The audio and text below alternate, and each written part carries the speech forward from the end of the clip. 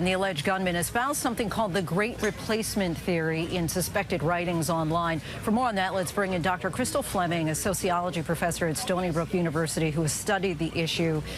Doctor, thanks so much for joining us. First, just explain what Great Replacement Theory is and what its proponents are advocating here.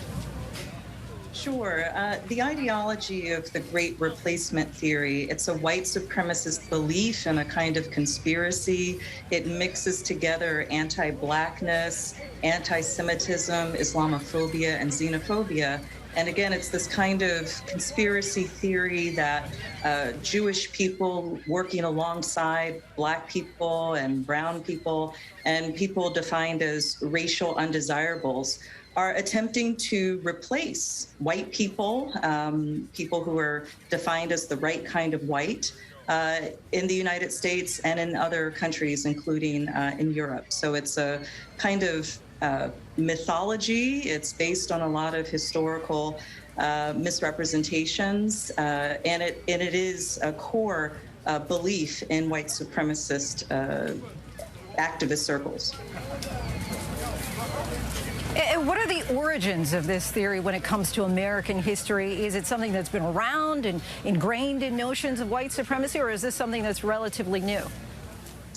You know, there's some who look to recent developments for the origin of the Great Replacement Theory. There was a book by a French intellectual and well-known racist that came out in 2012 that literally has the title in English, The Great Replacement.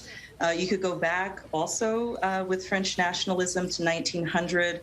There was a French intellectual who was also sort of often cited by white supremacists who, believed that so-called native French people would be replaced by undesirable populations. But the fact of the matter is that we don't have to look to France, and we certainly don't have to look to a book that came out 10 years ago to see the origins of this white supremacist ideology. In many ways, the United States is built on this form of white supremacy, a kind of belief in white entitlement to land, to displace and eliminate indigenous people. If we're going to talk about replacement and displacement, we have to acknowledge that the transatlantic slave trade was the largest displacement of people in human history. And so we have this repulsive misrepresentation of history where groups that have been targeted by racist ideology and violence are framed as the dangerous groups. So what I hear you saying is that this is this ideology that is deeply embedded in American history. But how have the internet and social media helped propel the spread of this idea in recent years? How has that fueled the rise of this belief?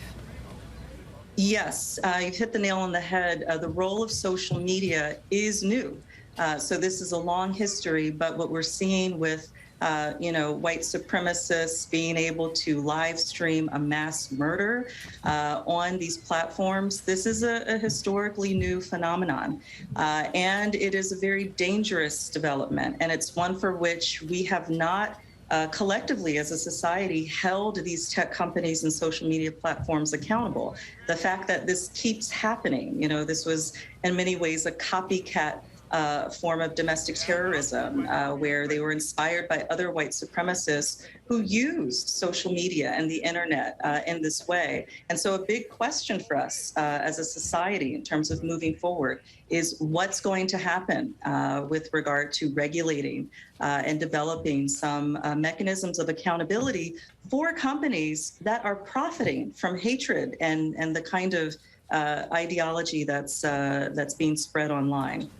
Critics have pointed out the role that former President Trump played in promoting similar themes. But beyond Trump, how has this great replacement notion become more mainstream in our political discourse in recent years? Of course, there was the influence of former President Donald Trump, but you couldn't have gotten a President Trump unless his brand of racism resonated. And why did it resonate? Again, we have that history.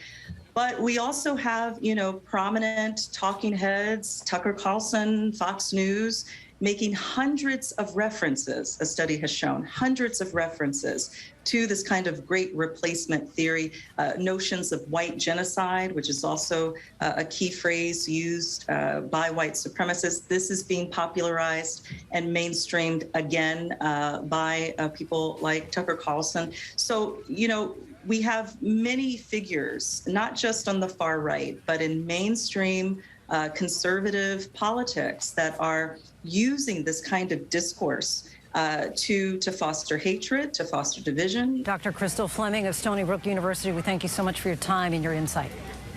Thank you for having me.